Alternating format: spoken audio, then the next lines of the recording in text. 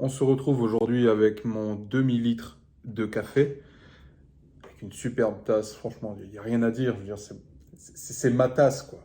Je veux dire, c'est ma tasse. Donc aujourd'hui, on se retrouve pour parler d'une plante, la plante des Vikings, la plante donnée aux Vikings par Odin lui-même. C'est le Rhodiola rosea.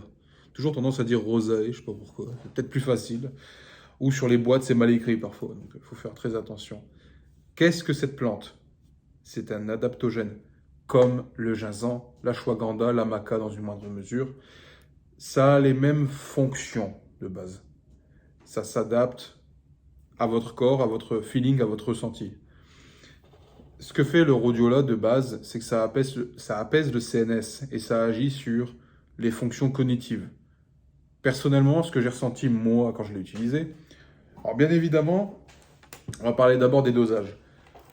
Sur Internet, sur tous les réseaux, vous allez retrouver des études comme quoi ça fonctionne avec un dosage très faible. Donc 50 mg, 200 mg par jour peuvent faire le job. Bon, moi je fais de la musculation, je suis pas loin des 100 kilos. Je me vois pas prendre 50 mg d'une plante pour essayer de booster quelque chose. Honnêtement, ça servira à rien. Donc ce que j'ai fait, moi je l'ai dosé à 1 gramme, 1 gramme 5 par jour d'entraînement, avant de m'entraîner, le matin, à des dosages divisés. Le fait de répartir, moi, j'ai pas senti de différence réelle, mais j'ai senti un effet un peu comme la Choix, en fait, ou plutôt le ginseng, hein, enfin le ginseng, le Panax ginseng, un effet anti-stress, je te dirais, un effet anti-stress, une concentration améliorée.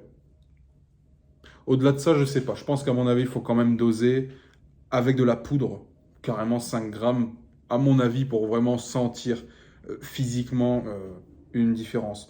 Je pense pas qu'il y ait de placebo là-dedans. Moi, le placebo reste un effet réel à mon sens. Je suis en train de mourir ici. Hausse de l'immunité, baisse de l'inflammation, booste l'oxygène, ça booste l'EPO, l'érythropoïétine. C'est un peu comme un éthylallotestin. Ça booste l'oxygène dans le sang. Plus d'oxygène égale plus d'ATP, donc plus de force.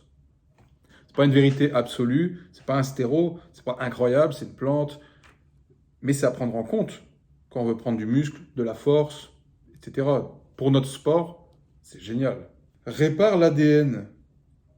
C'est bien ça, c'est bien. Mais pourquoi c'est bien aussi de réparer l'ADN? C'est anti-mutagène, donc ça évite les mutations, ça évite les cancers, ça évite les maladies dégénératives, ça évite d'avoir des gosses débiles, ça évite d'avoir des gosses avec des problèmes de santé qui pourront se reporter dans 20, 30, 40 ans. C'est super, non? Donc j'ai relevé quelques petits points importants concernant cette plante. Déjà où on la retrouve. On la retrouve uniquement dans les pays froids. On la retrouve en Sibérie, de base dans les pays nordiques, Norvège, Finlande, Suède, tous ces coins froids. Au Canada aussi également. Même les Chinois l'ont utilisé. Ils sont allés chercher en Sibérie. Il y a eu des expéditions pour aller récupérer des plantes.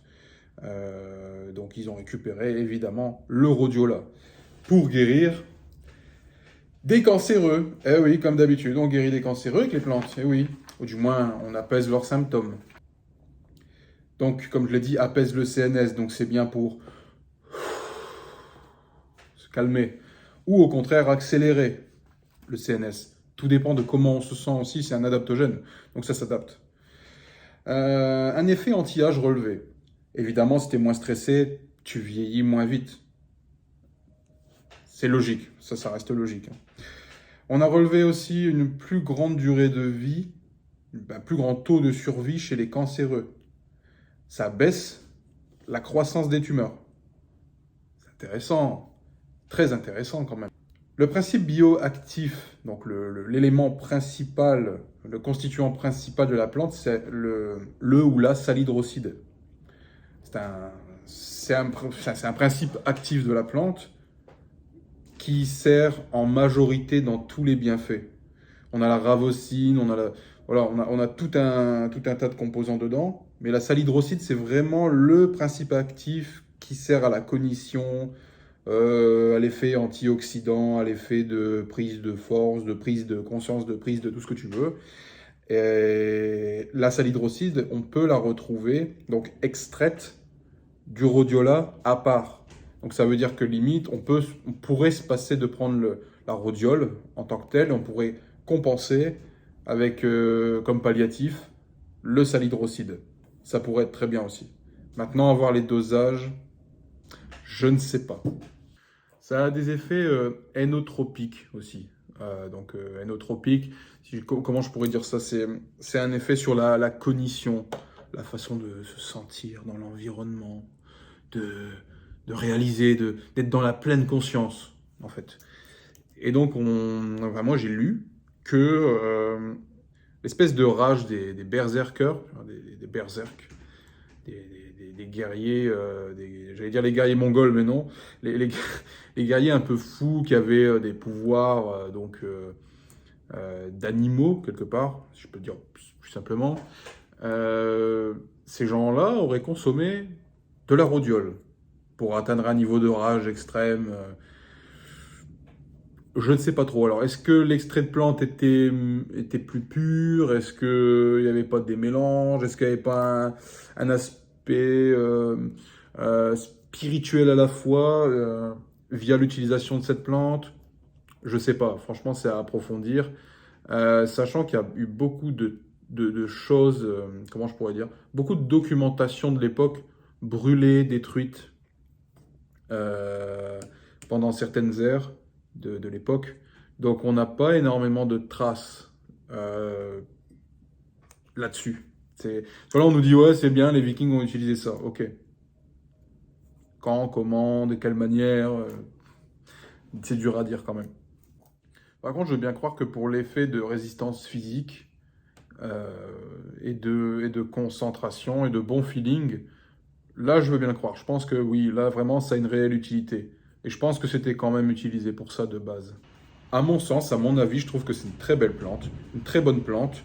Euh, En plus de ça, pour faire bonne mesure, ça rétablit l'axe HPTA. Très bien pour les dopés, les vieillards. Du moins, quand t'es vieux, t'as plus trop besoin, t'as plus trop besoin d'HPTA, j'ai envie de dire. Mais pour des personnes qui, par exemple, auraient peut-être des problèmes de fertilité, euh, qui ont besoin de peut-être une PCT plus avancée de 6 8 mois, qui ont besoin de peut-être plus d'énergie, plus de feeling, cette plante peut vraiment faire l'affaire. Je suis pas revendeur de rhodiola, je suis pas sponsorisé par un groupe qui fournit du rhodiola underground en Black Lab. Pour l'avoir essayé moi 1500 mg par jour, je trouve que c'est vraiment correct. Une dose de maintien, je dirais 1 gramme. 1 gramme pourquoi? Parce que c'est facile, c'est magique, ça fonctionne bien. Je suis pas médecin, mais bon, pour moi, 50 mg, c'est pas intéressant. Je trouve pas ça intéressant. D'après les études, 50 mg fonctionnerait. Moi, je mettrais plus. Moi, je suis un gars de muscu. Mes compléments, je les double ou je les triple. Tout dépend. Tout dépendant, bien sûr, de ce que c'est, des effets recherchés, etc. Pour qui, du coup? Donc, comme je le disais, des personnes qui ont besoin de gérer mieux leur stress. Ça, c'est intéressant aussi. C'est plutôt pour l'effet stress. Moi, personnellement, je la prendrais plus pour ça. Plutôt que de construire du muscle, vous n'allez pas prendre 5 kilos de masse maigre avec ça, c'est sûr. Mais pour des gens, comme je le disais, en relance, des gens stressés, pour la fertilité, peut-être pour le côté anti-inflammatoire aussi, si vous avez peut-être une problématique autre, je dirais des inflammations, tout dépendant de ce que c'est, hein, que ce soit tendon, plutôt au niveau des organes peut-être, tout dépend. Après, je pense que c'est une plante aussi qui est vraiment pour quelqu'un qui recherche la santé générale, pas juste la muscu, je veux dire, c'est vraiment global. Ce qui est intéressant aussi, c'est que ça propulse le taux de dopamine, les endorphines, tout ça, quoi. Ça participe vraiment à tout ce qui est dopaminergique. Donc, ça peut finalement rendre mieux. Ça peut avoir un rôle d'antidépresseur naturel, comme l'ashwagandha, bien sûr, comme tous les adaptogènes. Les adaptogènes, pour moi, c'est obligatoire. Dans un schéma de supplémentation muscu, pour moi, c'est essentiel d'avoir un adaptogène. Pourquoi? Parce que ça régule tout. C'est super intelligent à utiliser. En muscu, on ne l'utilise pas. Moi, je l'utilise. Personnellement, je trouve que ça fait le job. Toutes les personnes qui l'utilisent ont toujours un bon ressenti. Donc, pourquoi s'en priver? Voilà, je me promène un peu sur Internet pour trouver plus de docs, plus d'infos. On nous parle ici qu'on peut la consommer en tisane, en gélule. Généralement, les gélules, c'est du 200 mg, un truc dans le genre, ou 100, en fonction des marques. On peut la prendre en cure de 15 jours, avoir un big effort physique pour gérer le stress. Cure de 1 à 2 mois, 2 fois par an. Ouais, peut-être, mais moi je dirais plus que ça, c'est pas gênant, c'est un adaptogène, donc tu peux pas... peut-être plus pour réguler, comment je pourrais dire, pour désensibiliser le corps à la plante en elle-même et aux principes actifs, pour rembrayer sur autre chose. Moi j'aime bien par exemple prendre ashwagandha 1 mois, 2 mois, un peu de tribulus pendant 2, 3 semaines, vraiment bien comme il faut, le tribulus, on pourra en parler aussi. C'est un régulateur endocrinien. C'est un thermostat endocrinien. Donc, s'il y a trop d'hormones, ça la baisse. Si c'est trop bas, ça remonte. Donc, c'est vraiment une plante pour l'homéostasie des hormones, tout simplement. Ça peut jouer un petit peu aussi avec la rhodiole. Femme enceinte, passez votre chemin.